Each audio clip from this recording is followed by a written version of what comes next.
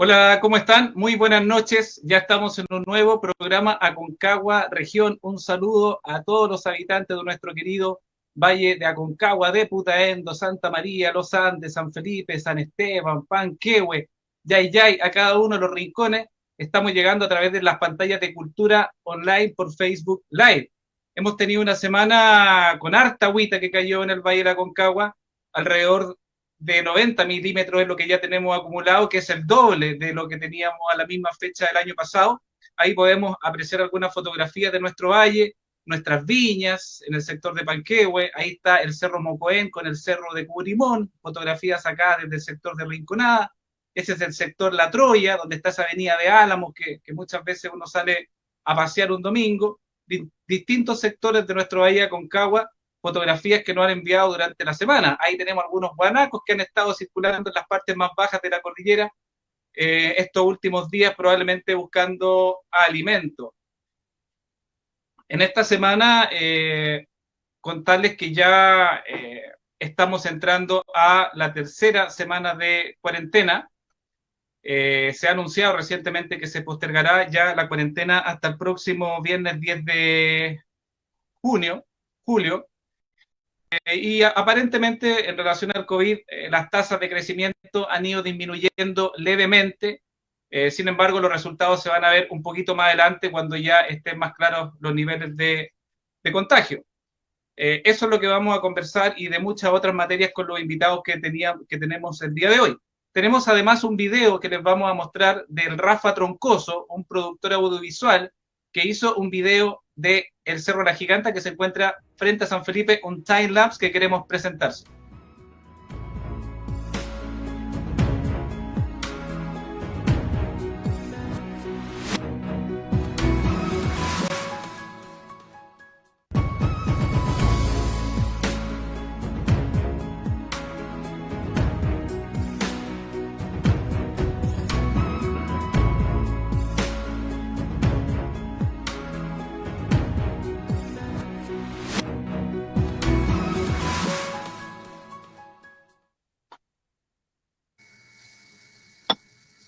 Hermosas imágenes del Cerro Colunquén y la Giganta de nuestro querido Valle de la Concagua. Y ahora yo voy a presentar a nuestros invitados con los cuales vamos a conversar el día de hoy. En primer término, voy a presentar al diputado de la República del Distrito 6, Diego Ibáñez, con quien hemos compartido en alguna oportunidad. Una vez nos juntamos en el Congreso por la bancada de diputados por la región de Aconcagua. Tuvimos un par de reuniones también a propósito del mismo tema. Una vez también nos encontramos en el peaje, cuando nos tomamos el peaje Las Vegas para que no lo subieran. Así que ahora está con nosotros el Diego. Por distintas razones no se pudo conectar, estaba en la provincia de Petorca, donde la conectividad está bastante malita, pero el día de hoy está en su casa, en el Belloto Comuna. ¿Cómo estás, Diego? Muy bien, Claudio, gracias por la invitación. Sí, por fin nos podemos conectar. La vez pasada estaba en Cabildo y la conexión era un poco lenta y no pudimos hacerlo. Así que ahora, muchas gracias por la invitación y esperamos hacer un aporte a este programa. Gracias, Diego. Y también quiero presentar a una colega, abogada. Ella es directora de la Fundación Chile 21, Aconcagüina. Actualmente reside en la comuna de Rinconada. Yo les voy a contar un tema personal. Cuando yo entré a la universidad, yo era mechón, ella ya estaba en cuarto año de Derecho y yo la conocía a ella, pero ella no me conocía a mí. Y hace un par de años nos volvimos a reencontrar y nos dimos cuenta que habíamos estudiado en la misma universidad. Viviana Ávila, que quiero contarles un dato. Este programa se llama Concagua de Región y yo sé que la Vivi vuela con alas propias. Perdone que saque a tu padre, pero tu padre fue el último intendente que tuvo la provincia de Aconcagua hasta la regionalización de 1974.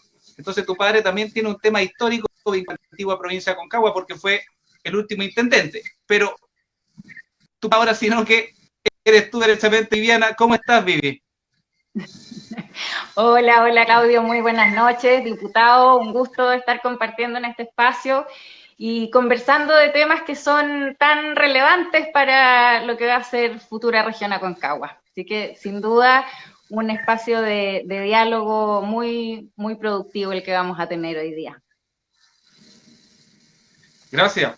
Diego, como estaba comentando recién al principio, acá en Aconcagua estamos en la segunda semana de cuarentena, tanto para San Felipe como para los Andes.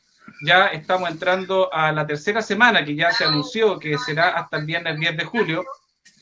Las tasas de contagio han bajado bastante, pero aún vemos que hay distintos ciudadanos que han estado bien complicados en términos económicos, en términos financieros.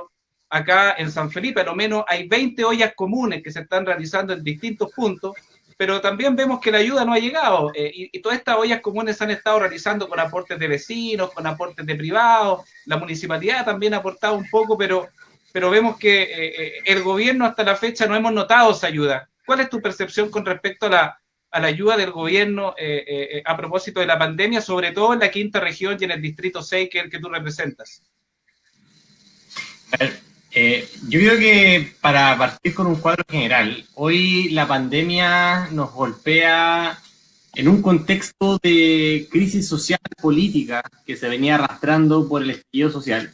Ese, digamos, como el telón de fondo de la pandemia. Y la pandemia lo que viene a ratificar es esas demandas ciudadanas que a mi juicio estaban en lo correcto, que debajo de este oasis chileno, la verdad es que hay como un pantano de desigualdad, de segregación, de muchos problemas sociales, que la pandemia los cataliza este malestar. Y mi impresión es que hoy el aparato público, digamos, el Estado, la administración, hoy no cuenta con las herramientas para combatir una crisis como la que se nos viene. Por tanto, las respuestas que tengamos frente a la crisis tienen que salir un poco del marco de la caja en la cual se ha construido Chile en los últimos 30 años. Me refiero, por ejemplo, cuando tú hablas de los ingresos de emergencia de las familias para que se puedan quedar en las casas y para que podamos bajar la tasa de movilidad. Está muy demostrado por los números que en las comunas más pobres, las cuarentenas solamente bajan la movilidad en un 20%, por ejemplo. En las comunas más ricas se puede bajar a la mitad de la movilidad de la ciudad. Y uno se preguntará, ¿por qué pasa esto? Bueno, porque la gente tiene que salir a trabajar. Hoy tenemos en la quinta región la tasa de informalidad laboral más alta de Chile, que es de un 30%, lo que significa que al menos las ayudas económicas, bueno, y además de esa tasa de informalidad, tenemos que el sueldo promedio en la región de Valparaíso son 120.000 pesos menos que el sueldo promedio en Santiago. Es de cerca de 500.000 pesos y en Santiago es cerca de 600.000 y algo. Entonces ahí tenemos un problema, que esta estructura económica, flexible, segregadora, desigual, termina haciendo pagar la pandemia a los más pobres.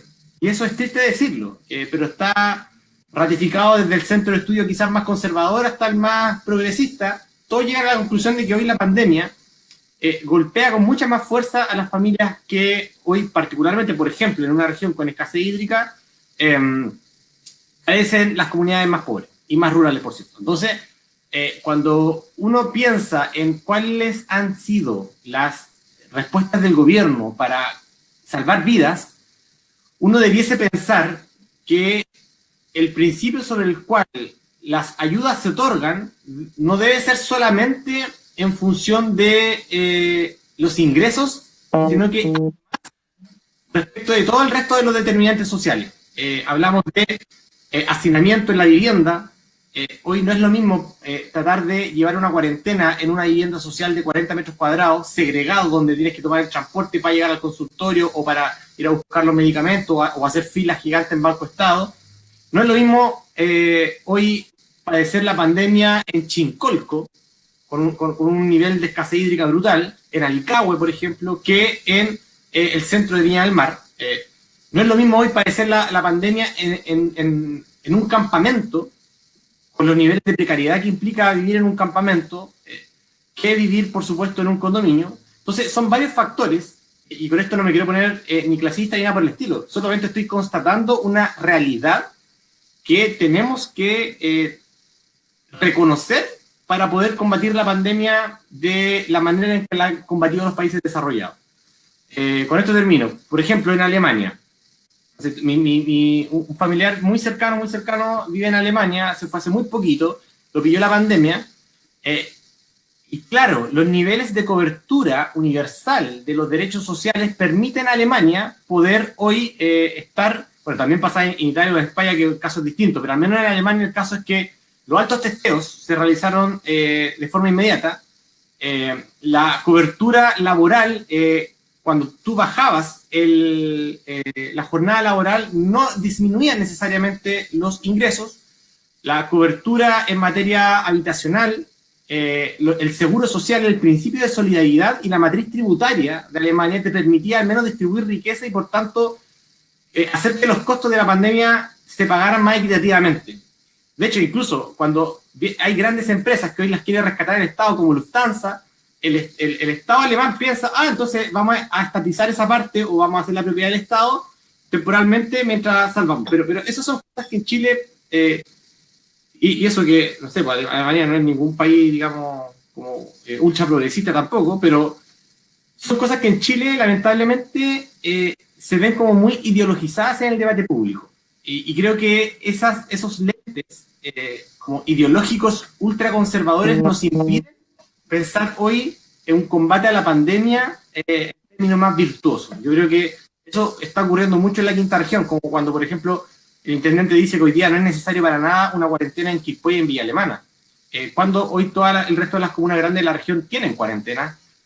Incluso en estas cuarentenas ni siquiera han bajado mucho el 40% de la movilidad. Entonces, creo que tenemos que pensar un poco fuera de la caja y aprovechar también esta pandemia como una oportunidad para corregir lo malo que ha sido la economía chilena con el bolsillo, con el endeudamiento, con la segregación, y comenzar a pensar un modelo que nos ponga, digamos, el cuidado por delante. Sin duda que es un tema estructural y necesariamente tenemos que llegar al tema constitucional en un ratito más, pero ayer hablé con la Vivi y tú me comentabas que andabas en el centro de los Andes y era una locura, mucho comercio ambulante, muchos vehículos para todos lados, y en ese sentido, ¿cuál es tu visión con respecto a esta cuarentena que se ha decretado y si compartenlo con Diego, que en el fondo este es un tema estructural y que a consecuencia de la pandemia el sistema ha quedado al descubierto? A lo menos tenemos un proceso constituyente en camino que espero que nos vaya a subsanar esta materia en todos sus aspectos, ¿no, Viviana? No, por supuesto, yo comparto plenamente el diagnóstico que ha hecho el diputado y la verdad es que para no ahondar más en lo mismo, yo lamento la ausencia y la invisibilización que ha tenido el Ministerio de la Mujer y la Equidad de Género en esta pandemia. La verdad es que las mujeres hemos sido las más relegadas permanentemente.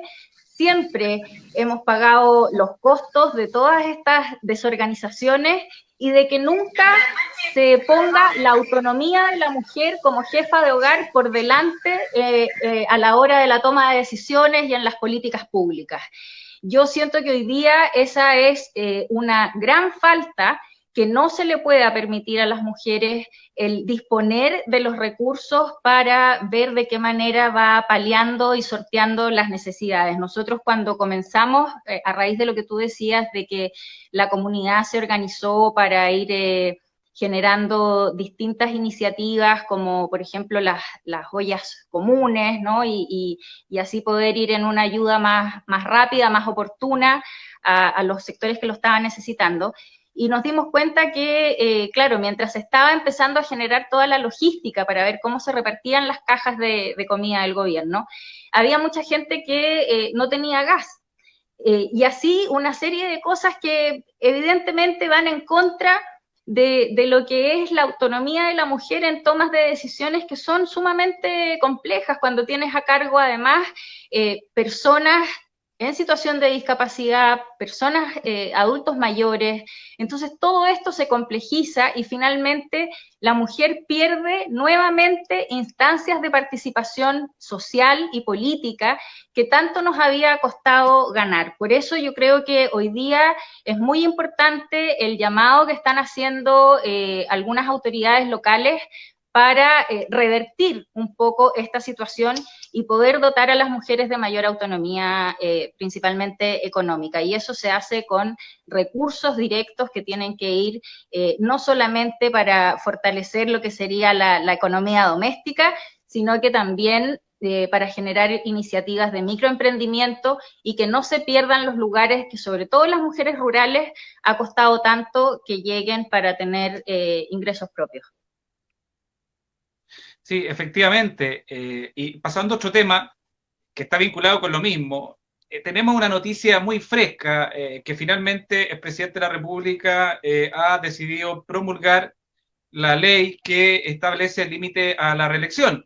En algún momento sonaron algunas aguas, como estaba buscando meter la mano para el veto, pero finalmente esto no se concretó, pero la intención estaba, y hay algunos partidos que están bien molestos, como la UDI. Creo que es una medida más que necesaria. Sin duda que acá en Chile el poder es institucionalizado, no pasa por las personas, sino que más bien con las instituciones. 12 años creo que es un tiempo suficiente. Probablemente se le avisó muy encima a los alcaldes, pero creo que es una medida bastante apropiada. ¿Cuál es tu visión, Diego, con respecto a qué está pasando? ¿Qué sensación tengo yo ahora que la Constitución está en agonía? Por un lado, los parlamentarios no tienen ningún problema en buscar mecanismos para dar iniciativas de ley a algunas normas que podrían ser inconstitucionales. Y por su parte también el gobierno, como no quiere asumir el costo político, no se anima a alegar la inconstitucionalidad y también le hace el quite a su misma constitución. Entonces ya vemos que esta cuestión no se está tomando en consideración por ninguna de las partes.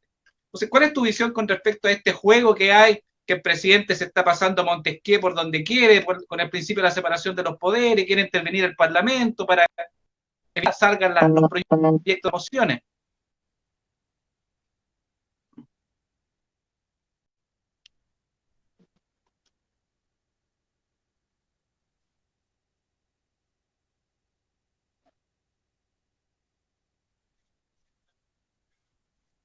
Parece que no escuchamos a Diego. Ay, perdón, tenía el micrófono apagado. No, fue culpa mía, fue culpa mía. Ah, ahí sí. Ya, dale. Ahora sí, tenía el micrófono apagado y estaba meta hablando. Dale. Vamos a retroceder. Creo que es evidente que esta constitución quedó muy corta para hacer los cambios que son necesarios para mantener la dignidad de la gente. Porque chocamos con el derecho a la libertad económica, chocamos con el derecho a la propiedad, chocamos con, finalmente, todo un arquetipo que hace que todo lo que tenga que ver con seguridad social o con gasto público dependa de una persona, que es de la voluntad del presidente de la República. Yo creo que eso también es manifestación un poco de lo que no solamente pasa en Chile, sino que también está pasando en muchos lados, que es esta crisis de el modelo de democracia liberal que se ha construido a nivel global y que tiene que ver con la poca incidencia que tiene hoy la sociedad civil, la ciudadanía, en la toma de decisiones del aparato público. Cuando hubo una reflexión muy buena que se dio a propósito de lo que fue la acusación constitucional contra el intendente Guevara, que dice relación con que lo que sucedió en Chile, en la Plaza Dignidad, no solamente una manifestación respecto de demandas económicas, sociales, sino también una manifestación de demandas de poder político y público hacia gente que había sido invisibilizado durante mucho tiempo. Entonces lo que dice la Viviana es muy cierto, o sea, hoy hay mujeres que están padeciendo producto del trabajo de cuidados que implica la pandemia en esta sociedad que es muy machista y que divide sexualmente el trabajo, producto de la violencia de género, ha aumentado un 700% la denuncia de violencia de género ante la mujer. Cuando tú, primero, cuando tú eres autoridad y niegas este problema, tenemos un problema, que no le das salida y voz a gente que lo está pasando muy mal. Segundo, cuando la propuesta, la posible respuesta a solucionar este problema, tú también lo niegas y lo taponeas constitucionalmente, como por ejemplo el postnatal de emergencia, ya el problema se agranda y ya empieza a generar antipatía. Y cuando además nunca resolviste el problema en muchos años, ya la cuestión se te explota y te desborda. Y no estamos hoy en tiempos en los cuales la gente tenga mucha paciencia. O sea, hoy día la revolución tecnológica hace que la información fluya así y que también la respuesta y el malestar se comparta, porque un dolor compartido es un dolor que se lleva mucho mejor. Y eso está muy... incluso en las relaciones interpersonales, cuando tú compartes el dolor con otro y eres capaz de expresar tus sentimientos y hacer algo respecto a ello, genera una catarsis que es muy virtuosa en el sentido de construir una comunidad. Lo que pasó el 18 de octubre en Chile fue también un poco de eso, que es una crítica a un modelo de democracia hiperpresidencialista, donde no se da una solución estructural al problema, y donde cuando tenemos encima de la mesa una carta que te puede solucionar el problema, tú la niegas y eso ya es una expresión de una especie como de autoritarismo institucional con pocos precedentes, al menos en los últimos 30 años.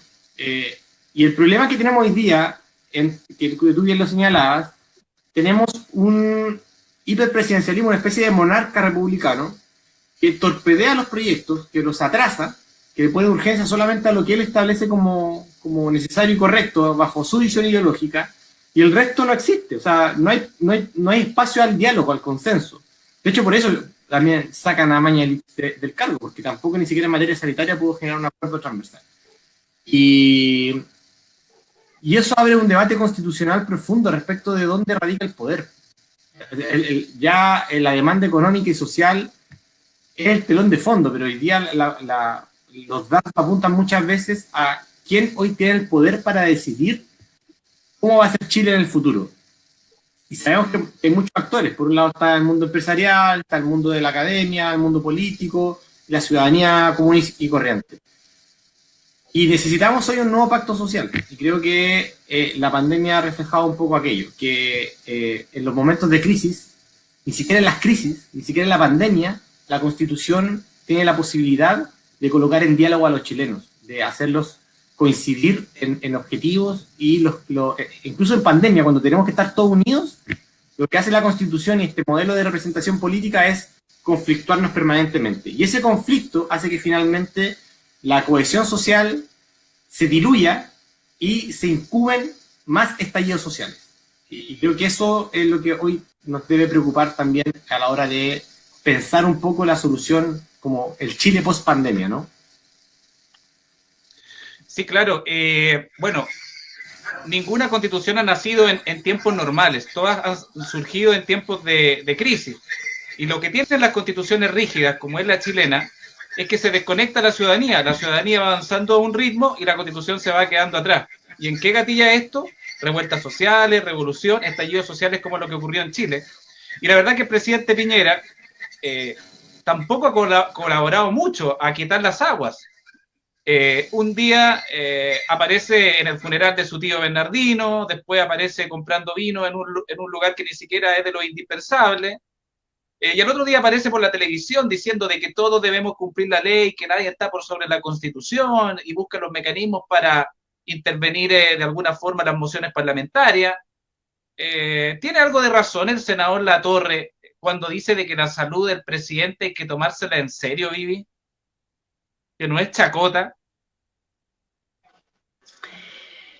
Mira, bueno, no solo la salud del presidente, aquí hay que hacer yo creo que un análisis y una introspección bien profunda, porque francamente para haber llegado a la situación en la que estamos, hay que hacer una autocrítica que yo creo que es mucho más profunda, pero sin duda que hay señales que cuando se es autoridad son absolutamente ineludibles, es lo que se espera de un mandatario, de una mandataria que no solamente da el ejemplo, sino que también es capaz de contener, es capaz de prever, es capaz de dentro de la incertidumbre normal que puede ser una pandemia mundial en donde todavía no hay vacuna, pero existen sí responsabilidades que son muy claves y que la verdad es que se dilataron mucho las decisiones.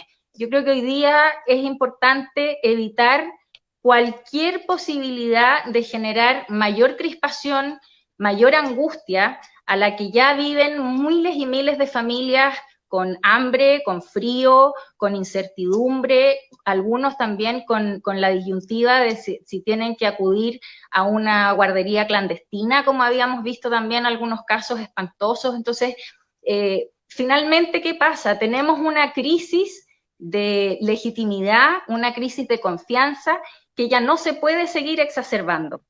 Y creo que en eso todos tenemos que ir también dando señales de que tenemos que garantizar un proceso constituyente que nos permita de una forma optimista, porque también ya no existe salud mental que aguante 2 años con el manejo que hemos dado todos los días es algo nuevo, y si tú de repente te desconectaste 6 horas, resulta que las cifras se disparan, tienes información nueva.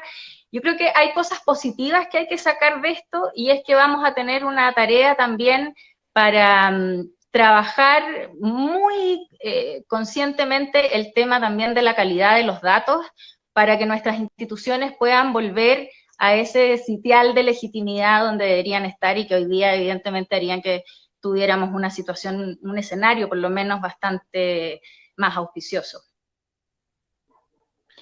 Claro, sin duda que el proceso constituyente es la oportunidad, y lo que tenemos que tratar de explicar todo es que la Constitución no está en el aire, no es algo superfluo, no es algo que está volando, sino que afecta a diario la vida de las personas, sobre todo en momentos de crisis como lo que estamos viviendo.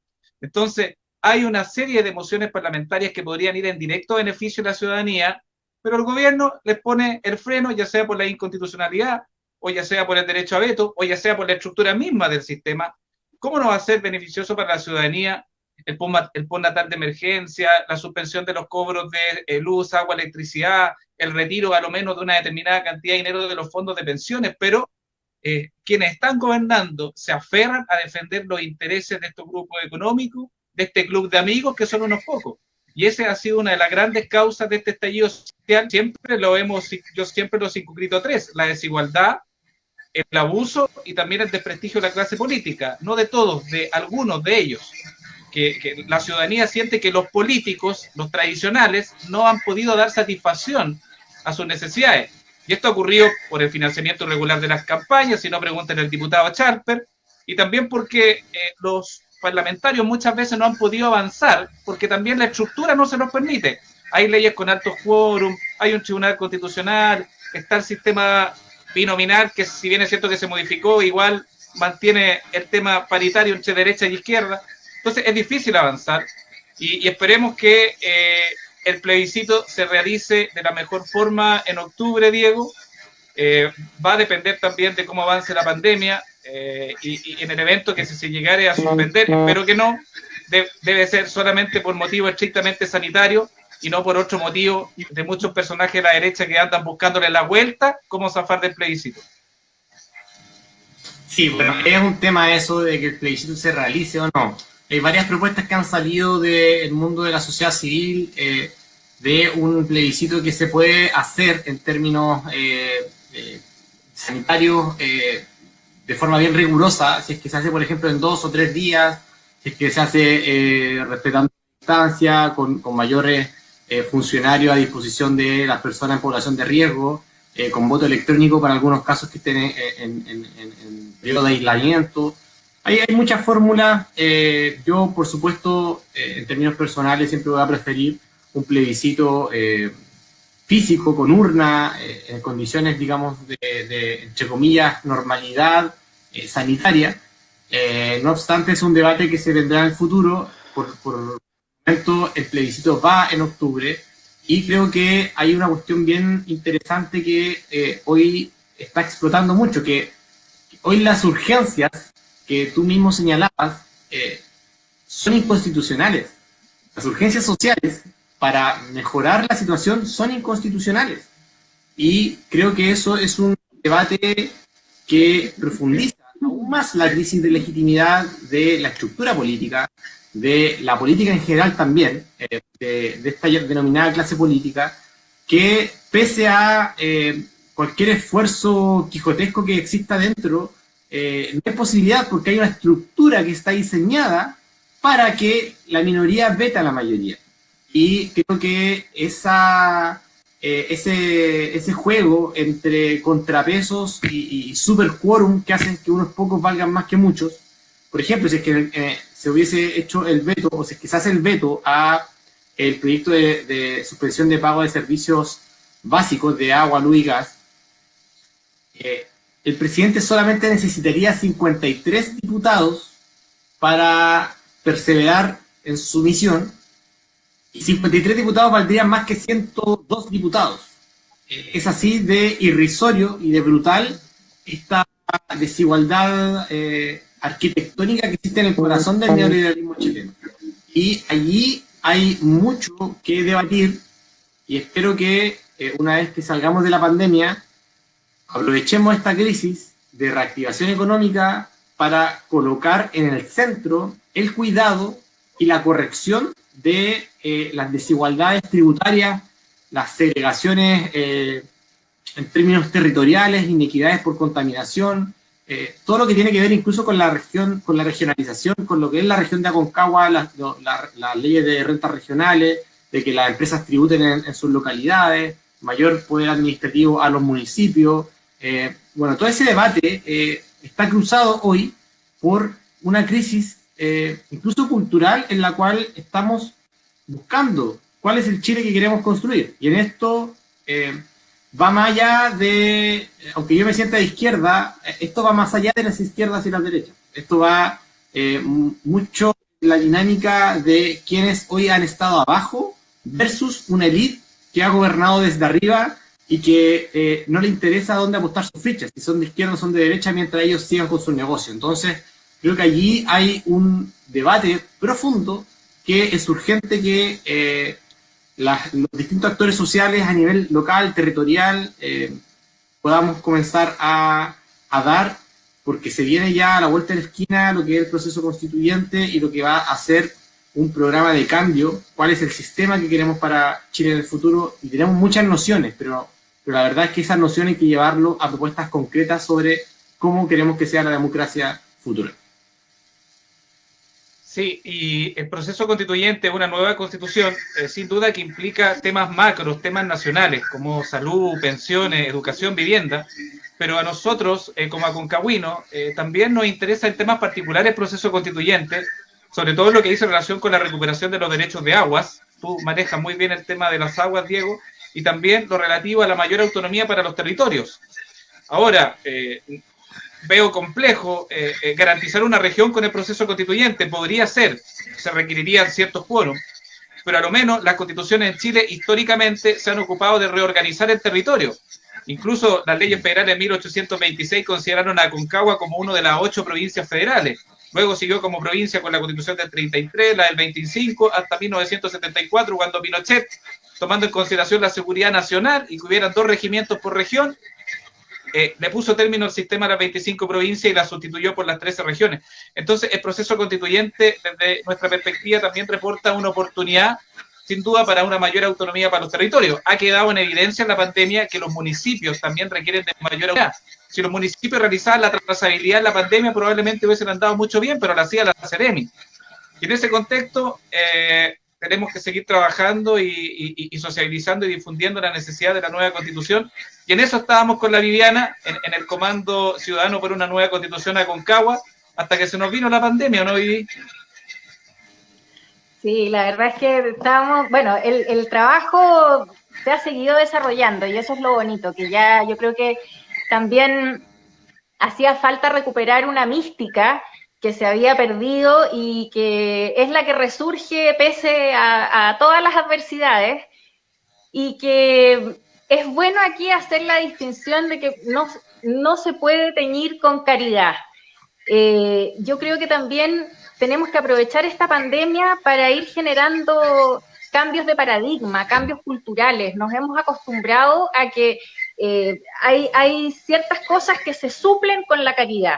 Y eso ya evidentemente que tampoco se sostiene, y por lo tanto lo que hay que hacer es robustecer las políticas públicas que sean eficaces, eficientes, oportunas, que lleguen a las personas a las que tienen que llegar, y para eso también es fundamental lo que hablábamos al principio, avanzar con decisión en la modernización del Estado. Yo creo que hoy día una de las cosas positivas que nos va a dejar esta pandemia es el avance que hemos tenido en digitalización y en cómo finalmente hay una serie de trámites en donde uno se da cuenta que ya era un tema estrictamente de voluntad.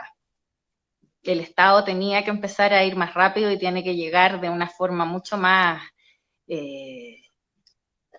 eficiente. Sí, la pandemia nos va a tener que dejar ciertas costumbres. Ahora, la audiencia en los tribunales la estamos tomando todas por Zoom, podemos hacer programas desde acá, así que hay temas que sin duda van a llegar para quedarse. Quiero mandar un saludo a quien nos está viendo, Adelaida Escalona es concejala de San Felipe, Sadi Fuensalida, Camilo Silva Urbano, que nos está viendo, nuestro amigo César Ayala, nuestro amigo Yuri Quiroz, que también nos está viendo desde Calle Larga. El Yuri Quiroz hizo una olla común hoy día en su comuna, la patrocinó, en su barrio, en su pasaje, repartió alrededor de 200 raciones, así que le fue muy bien al compañero Yuri.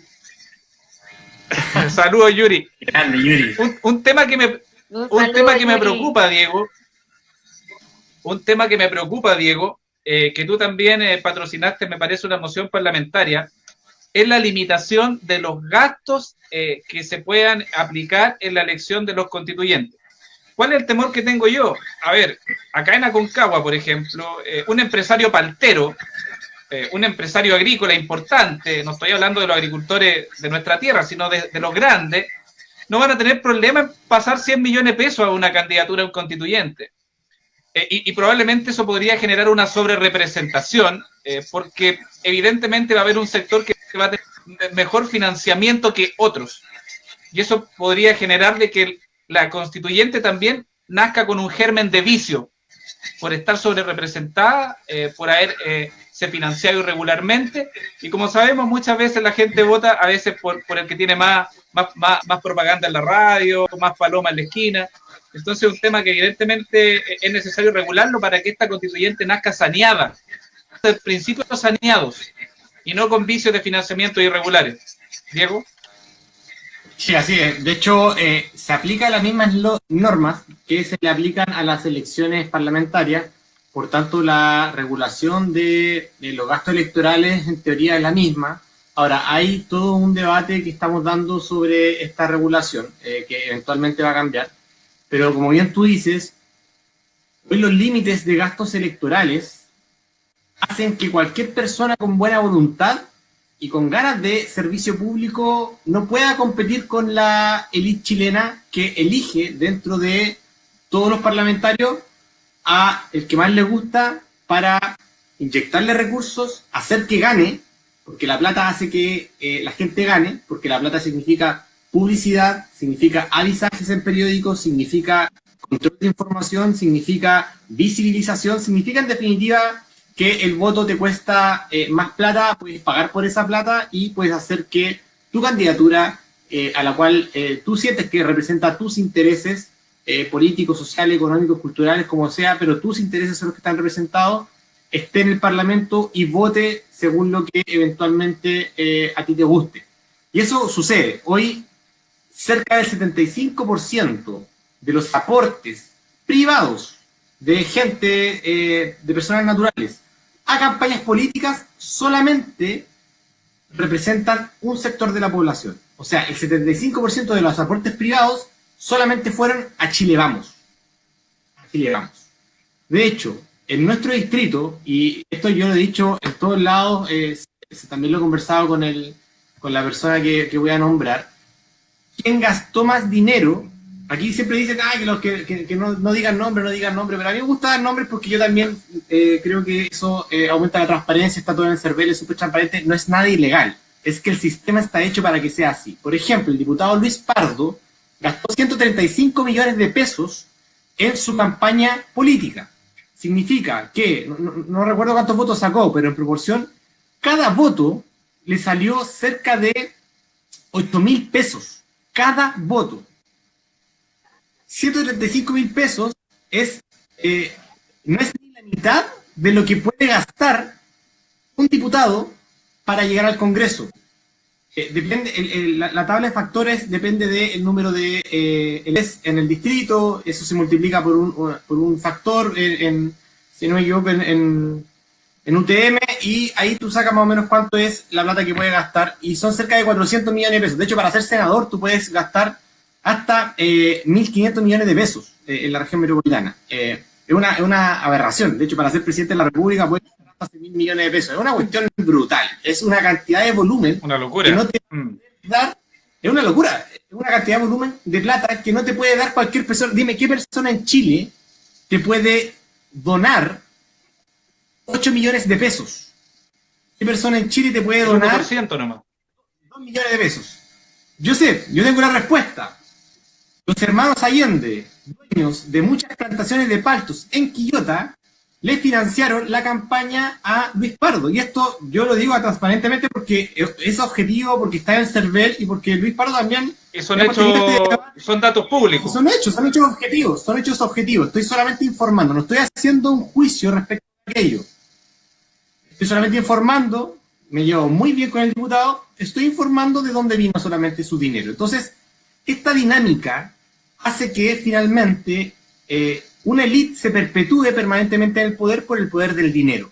Y eso es lo que hay que regular para la constituyente, porque como se aplican las mismas reglas, puede ser que el día de mañana haya un candidato o una candidata que esté ultra financiado por gente que tiene mucho dinero en nuestro distrito, en nuestro territorio, en Aconcagua, en San Felipe, donde sea, y puede hacer que gane producto del alisaje, de la publicidad, de que le pagan a gente que les volantee, y obviamente hay gente que va a hacer ese trabajo porque necesita dinero para comer, digamos. Entonces, ahí, claro, es justamente lo que tú mencionas. Nosotros vamos a presentar un proyecto de ley para rebajar los gastos electorales a más o menos un 70%.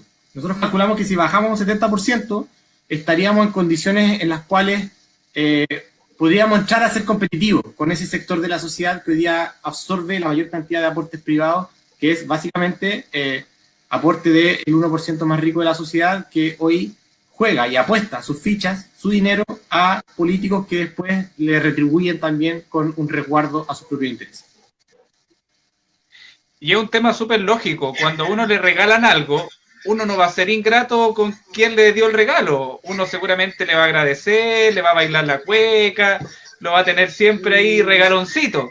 Entonces es un tema de sentido común.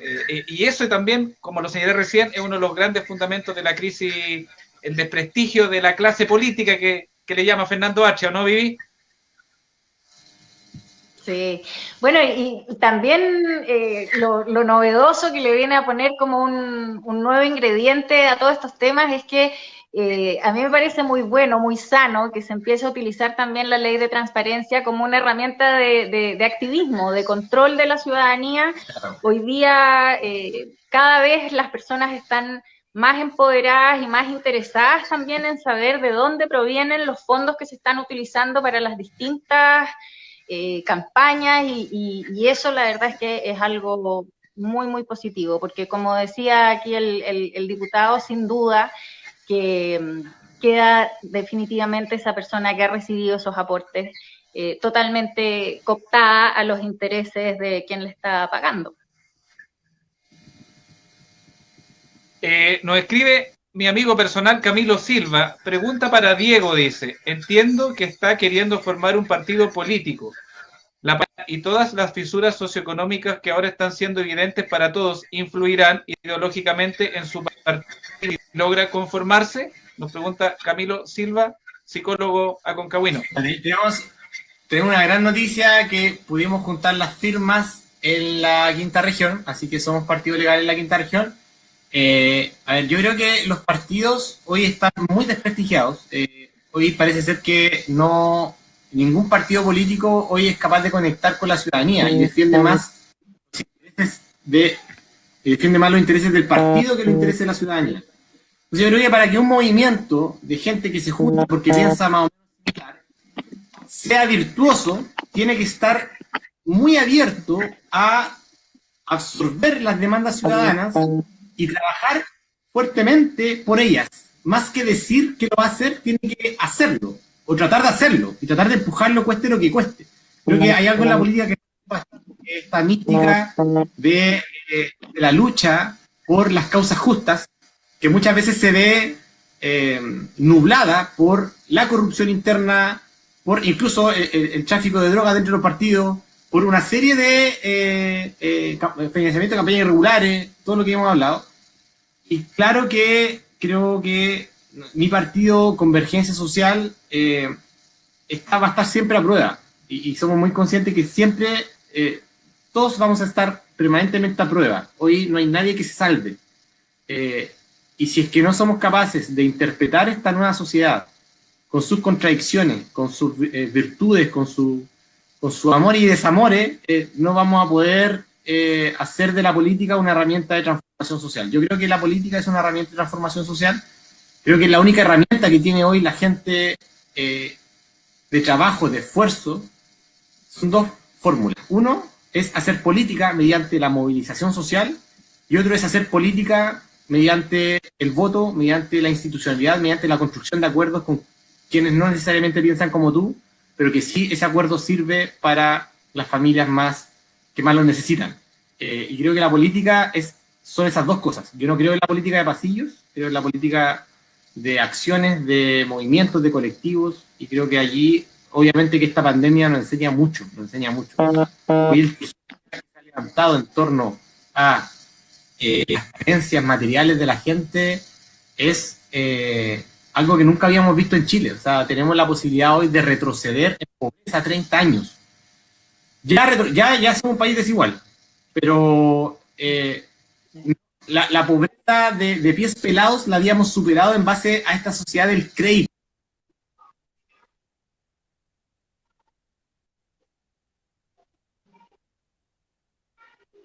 Se nos quedó pegado el diputado. Estábamos hablando de la, Sí, de pero fíjate de que, la política. mira, sí, no, es que Dale, Vivi. súper interesante lo que estaba desarrollando en términos del crédito, de cómo sobre la base del crédito se generó toda una sensación bastante ficticia hasta que terminó explotando la burbuja. Si finalmente hoy día el porcentaje de familias que está muy sobreendeudada es muy alto, y eso evidentemente que perjudica a corto y mediano plazo cualquier plan de reestructuración. Obvio, nosotros tenemos que buscar los mecanismos para mejorar, transparentar y que la política sea más cercana a la gente.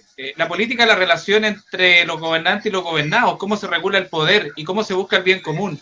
Y la política es el único mecanismo. No sirve ni la iglesia, ni los Boy Scouts, ni las agrupaciones por las ballenas, sino que tiene que ser necesariamente a través de la política. Ya, no sé qué te pasa a ti, Viviana, de que a veces uno para actuar en la política tiene que estar o no vinculado a un partido político, también puede estar vinculado a un movimiento político. Tú tradicionalmente has estado vinculado a cierto sector político. ¿Qué te genera eso cuando ves que gente de tu sector político a veces vota cualquier cosa en el Congreso? O a lo mejor no es tu sector, puedo estar equivocado, así que me lo puedes corregir. No, sí, sin duda. A ver, decepciones hemos tenido muchas también. Por eso, cuando hablaba al principio del programa... Por los correligionarios. Hay que hacer una autocrítica, porque efectivamente, yo creo que hoy día todos somos conscientes de que tendríamos que haber hecho muchos más esfuerzos para acortar estas brechas de desigualdad y no llegar a este punto. Entonces, dicho eso, creo que también los partidos políticos tienen que deconstruirse, porque también existen muchas prácticas y estructuras actuales que hoy día no nos representan, y por eso también se genera una distancia tan profunda con la gente, porque se ven inconsistencias día a día, y por lo tanto es difícil que así se vuelva a recuperar la confianza cuando tú ves que se falsea información, que las cifras se ocultan, se maquillan. Todo eso comienza a generar un malestar que hoy día ya es insostenible. Por lo tanto, es fundamental ir retomando un camino de consolidación, no partiendo de cero tampoco, porque yo creo que este proceso va a pasar muy rápido, los tiempos políticos están corriendo a mucha velocidad, y el desgaste que vemos por otro lado en las organizaciones sociales, en las comunidades, en los territorios, es muy grande. Por lo tanto, para que exista legitimidad tiene que haber una amplia participación. Y no se puede partir de cero cuando ya se venía trabajando en el segundo gobierno de la presidenta Michelle Bachelet un proyecto en donde todos pudimos expresar nuestras opiniones, nuestras inquietudes, el sueño de país que queríamos. Evidentemente no lo imaginábamos en un contexto de pandemia. Aquí la verdad es que la realidad supera siempre la ficción. sin duda que hay que añadir nuevos elementos, pero creo que tampoco se puede partir de cero en esta discusión porque ya simplemente se van agotando los tiempos. Nos quedan 10 minutos de programa y voy a aprovechar de saludar a Mabel Lucero. Buen programa, Claudio. Un saludo a la Vivi y a Diego. Grande la Mabel, siempre nos encontrábamos ahí en la Casa del Apruebo. Nosotros inauguramos la Casa del Apruebo en San Felipe, Diego. Hicimos un evento más o menos bien entretenido. Terminamos hasta haciendo karaoke. También nos manda salud Humberto González. Buenas noches, buen panel. Nos está viendo también don Fabián, Carlos Vázquez Toro, distintas personas que nos están viendo ahora por las pantallas de Cultura Online. Diego, un tema que también quería tocar contigo, y contigo, por supuesto, Vivi, el proyecto minero en Putaendo. Y nuevamente acá nos aparece la región de Aconcagua, porque este proyecto minero fue aprobado por el Servicio de Evaluación Ambiental, donde está el intendente, que no le cae muy bien a Aconcagua, y están los Ceremi, que son todos porteños, villamarinos, o cercanos a los sectores costeros, no conocen la realidad de Aconcagua, no conocen la zona precordillerana de Putaendo, donde hay glaciares Roca, donde hay humedales andinos, donde pasó el Ejército Libertador desde Argentina hacia Chile, de ahí nace el río Rosín, con los cuales se riegan alrededor de 16.000 hectáreas.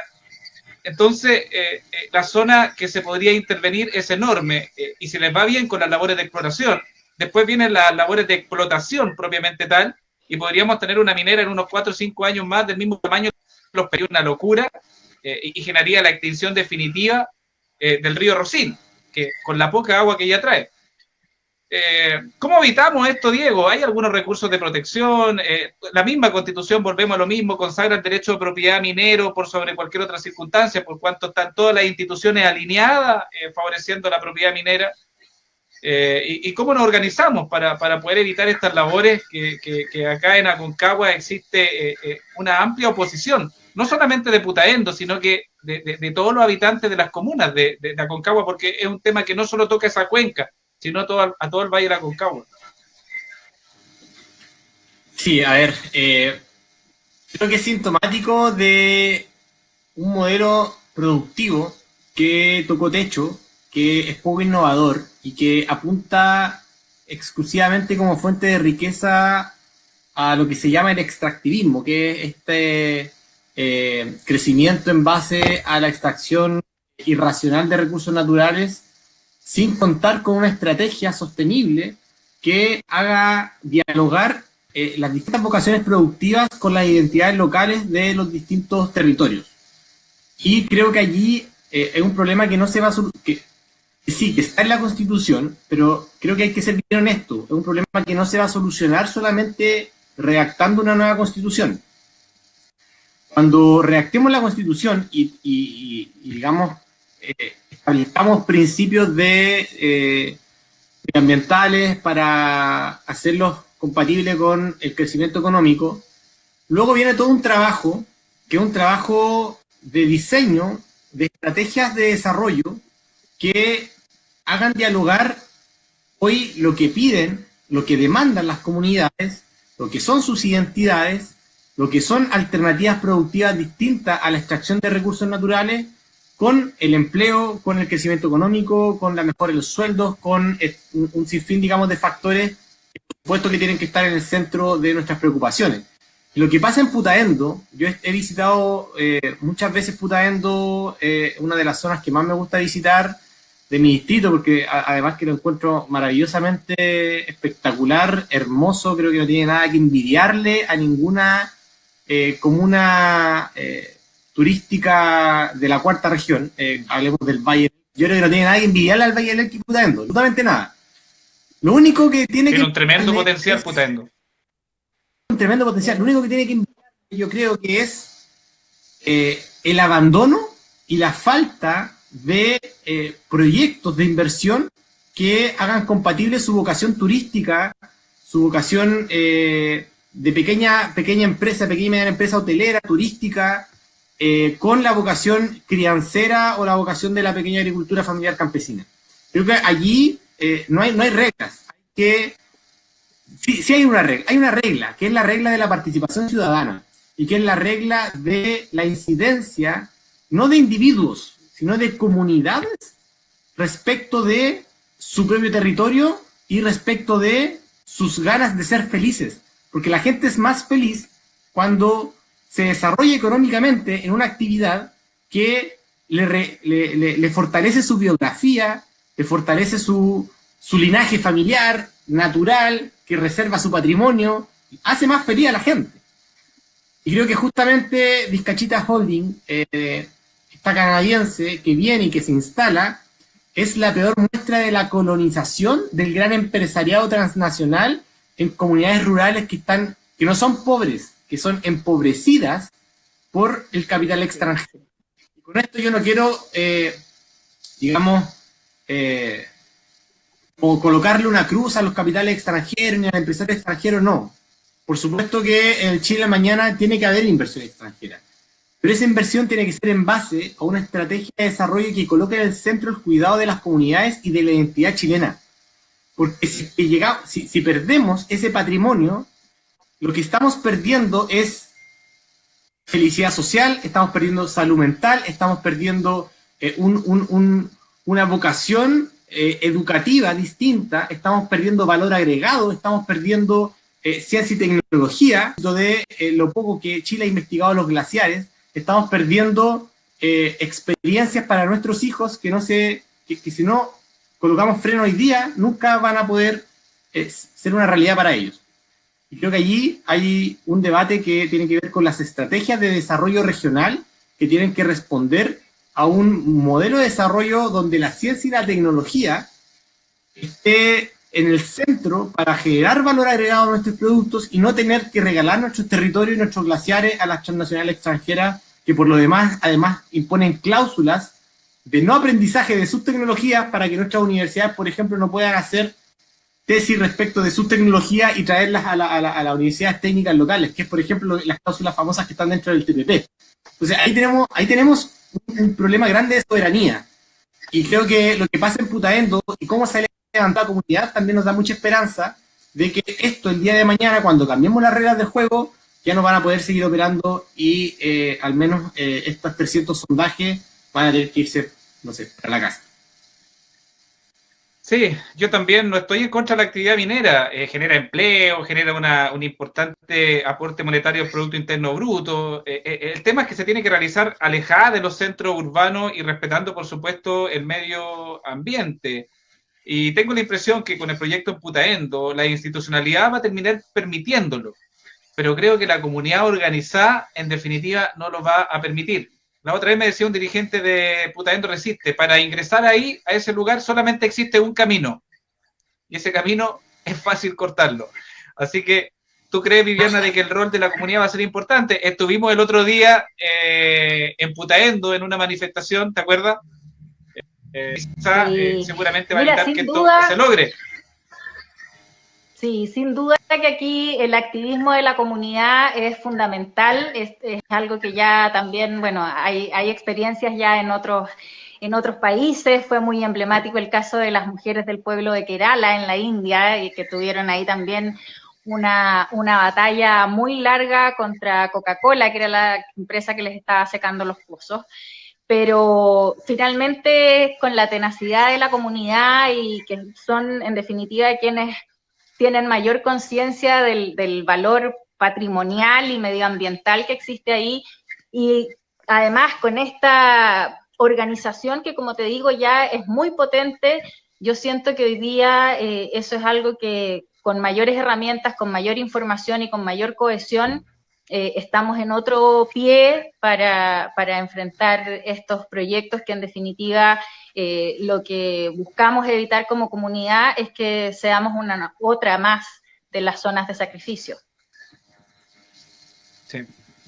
Bueno, a propósito de estallido social, quiero contarle de que me están llegando algunos videos que hay unas barricadas en estos momentos en la población El Esfuerzo de la ciudad de San Felipe. El pueblo, la ciudadanía se está movilizando, señores y señoras, barricadas en este mismo momento en Población El Esfuerzo, San Felipe. Hay un malestar, algo está pasando ahí, obviamente, que es necesario revisarlo. Se nos ha pasado rápido el programa y no quiero cerrar sin antes tocar el tema de la región de Aconcagua, Diego. A ver, Durante el segundo gobierno se realizó el estudio de factibilidad técnica por la región de Aconcagua, el que determinó de que la región era viable, comprendiendo las provincias de San Felipe, Los Andes y Petorca. Quedaba pendiente este estudio financiero que anunció el subsecretario Felipe Salaverry formalmente en la Subdere, salió por la página web de la Subdere, lo hizo con bombo y platillo. Se demoró en licitar, y cuando ya se estaba a punto de licitar este estudio, que era el último que faltaba para un eventual proyecto de ley, eventual porque ahí ya después primaba la voluntad política, vino el estallido social, después vino la pandemia, y recientemente, hace unas 2 o 3 semanas, nos llegó un oficio de la Subdere donde nos señalan formalmente de que el estudio de factibilidad económica por la región de Aconcagua se ha postergado debido a reasignación de recursos. Yo entiendo de que evidentemente que ahora las prioridades son otras. Probablemente ahora no sea urgente crear una región por los costos que implica, aunque son marginales en relación a otro tipo de gastos. Pero a pesar de eso, acá en Aconcagua no vamos a bajar los brazos. Creo que la pandemia ha ido legitimando cada día más el tema por la región de Aconcagua. El tema ya se hace más necesario por las barreras sanitarias, por el Ceremi que entregaba la información de Valparaíso, por las aduanas que solicitábamos en su oportunidad, por la información desfasada. Entonces, a pesar de que el tema lo ha bajado el gobierno provisoriamente, la demanda por la región de Aconcagua se ha ido legitimando en la ciudadanía con el transcurso del tiempo. Pero a veces, ¿qué me pasa? Digo que nos sentimos un poco solos, porque acá hablan los alcaldes por la región de Aconcagua, los ciudadanos, y ustedes como parlamentarios hacen lo que pueden dentro de la medida de sus posibilidades. Entonces, en ese sentido, te quiero pedir formalmente que nos pueda, yo sé que tú lo has hecho, ayudaste a formar la bancada de diputados por la región de Aconcagua, también has tenido algunas intervenciones en el hemiciclo por la región. Sé que nos ha apoyado, pero te quiero pedir que nos apoyen más todavía. Ahora, cuando pase un poco la pandemia, vamos a volver a la carga, porque las vías por la región son 2, proyecto de ley, como se creó en Ñuble, Arica y Parinacota, y también la vía también podría ser una opción. Así que te hago ese encargo, Diego. Probablemente no para ahora, pero ya cuando pase un poco la pandemia, porque sabemos que las prioridades son otras, en seguir apoyándonos con el tema de la región, porque a los parlamentarios son los que pescan más en la moneda. Bueno, si son de gobierno, mucho mejor, los pescan más. Pero a los alcaldes, a los que llevamos la batuta acá, no nos pescan ni en pelea perro en la moneda. Entonces, la labor y la gestión de los parlamentarios es fundamental, Diego. Sí, yo creo que ahí está el eterno problema de que los recursos son escasos y no alcanza la plata para todo. Es súper engañoso y yo siento que es un chantaje muchas veces, porque sabemos que hay plata, sabemos que por supuesto que es necesario hoy hacer reasignaciones y nadie está en contra de aquello. Hay una urgencia, tenemos muchos problemas, pero tampoco hay mucho esfuerzo por gastar poco, desde el punto de vista de que hay muchas herramientas que no se han utilizado para hacer que los recursos que se gasten en pandemia, como por ejemplo el control de precios de insumos médicos, al menos el stock disponible que hay a nivel nacional, se hubiese ejercido a tiempo, hubiésemos, al menos para nuestra servicio de salud en el Mar Quillota, por ejemplo, se hubiesen ahorrado 1.200 millones de pesos. Y así suma y sigue. Creo que hay plata hoy y las prioridades, por supuesto que la pandemia se han alterado, pero eso no implica que perdamos la hoja de ruta, y dentro de esa hoja de ruta estaba la región de Aconcagua. Eso implica que una vez que pase esto, hay que retomarla de forma inmediata, y esperamos que antes de que salga este gobierno se promulgue la ley, porque si no va a ser materia de campaña nuevamente para las próximas elecciones y todos van a estar prometiendo lo mismo y se van a chutear la pelota uno con otro. Y nosotros como de espectadores pidiendo mayor poder para los territorios. ¿Tú consideras, Vivi, de que la demanda por la región de Aconcagua se ha ido legitimando con el transcurso del tiempo? Absolutamente. Yo creo que si habían algunos incrédulos o incrédulas con el manejo de la pandemia, sin duda que hoy día ya existe el clamor de que las políticas públicas sean mucho más pertinentes, sean más territoriales, porque efectivamente todos nos hemos dado cuenta que Aconcagua ha sido totalmente invisibilizada. Fue mucho que empezamos a surgir ya como una cifra importante para ir tomando medidas, que era lo que todos veníamos diciendo que había que anticipar. Por lo tanto, yo creo que hoy día ya no hay tanta duda ni tanta fisura en términos de las posiciones de si es conveniente o no conveniente ser región de Aconcagua. Yo creo que eso ya va quedando cada vez más despejado. Gracias, Vivi. Siendo las 22:11, vamos a ir cerrando, pero por supuesto le voy a dar la palabra en primer término a Diego para que se despida de los habitantes de parte de su distrito, el distrito 6, para los habitantes de nuestro querido Valle de Aconcagua, de la futura región de Aconcagua. Diego, te dejo el micrófono y la cámara para que te despidas y le mandes un saludo a todos, a toda tu gente, a todos tus fans, a todos tus amigos de acá del Valle de Aconcagua. No, gracias a ti, Claudio, primero que todo, por invitarme a esta conversación. Gracias a Viviana, gracias a todos los que nos están escuchando, que comentaron. Y, hoy no queda más que cuidarse, pero también estar muy conscientes de que tenemos que aportar nuestro granito por hacer que la pandemia sea una oportunidad para cambiar las cosas. Creo que allí está la clave para que todo esto lo que hemos recorrido valga la pena, desde el estallido social hasta la gente que hoy lamentablemente ya no está con nosotros en pandemia. Lo que hay que hacer es, claro, y hay que modificar las bases, incluso espirituales, sobre las cuales se ha construido este modelo que es bastante justo. Y creo que allí es un trabajo de todas y todos, no es solamente un trabajo del mundo político, también es un trabajo de la sociedad, un trabajo cultural, que programas como este y con la labor que tú haces, Claudio, por cierto que ayuda mucho. Así que un abrazo a todas y todos que nos están escuchando y estamos ahí a disposición pues, de lo que Cultura Online necesita. Gracias, Diego. Un abrazo, te pasaste. Saludos a Belloto Comuna. Vivi, por favor, despídete de quienes nos están viendo por las pantallas y las redes sociales de Cultura Online, por favor. Bueno, agradecerte sin duda a ti, a Diego, a todas las personas que nos estuvieron escuchando y que contribuyen día a día a que sigamos generando espacios de diálogo. Yo creo que hoy día es fundamental seguir trabajando en unidad, aprender a discutir con diferencias, pero con respeto, con altura de miras y también con más optimismo. Yo creo que hoy día, más que nunca, tenemos la certeza de que otro Chile es posible con una nueva constitución, un nuevo modelo es posible con una nueva constitución y por lo tanto todos nos tenemos que sentir convocados a contribuir a lo que tiene que ser el proceso de generar este nuevo pacto social.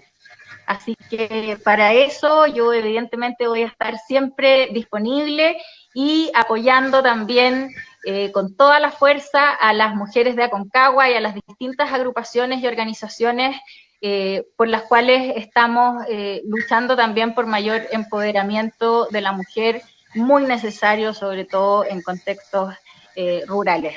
Así que muchas gracias, Claudio, por el espacio, muchas gracias también a Cultura Online. Muchas gracias, Diego. Muchas gracias, Vivi. Para mañana se esperan 40 milímetros de agua, así que a disfrutar la lluvia, a proteger, a limpiar las canaletas, todo ese tipo de cosas que mañana se nos viene otro mini temporal acá en las comunas y en las provincias de Aconcagua, en realidad en la quinta región, hasta la región del Maule más o menos. Me despido, un abrazo, que estén bien y nos vemos el próximo viernes a las 21 horas. Chao a todos, chao Vivi, chao Diego. Chao, que estén bien. Muchas gracias. Chao, chao, Claudio, gracias. Chao.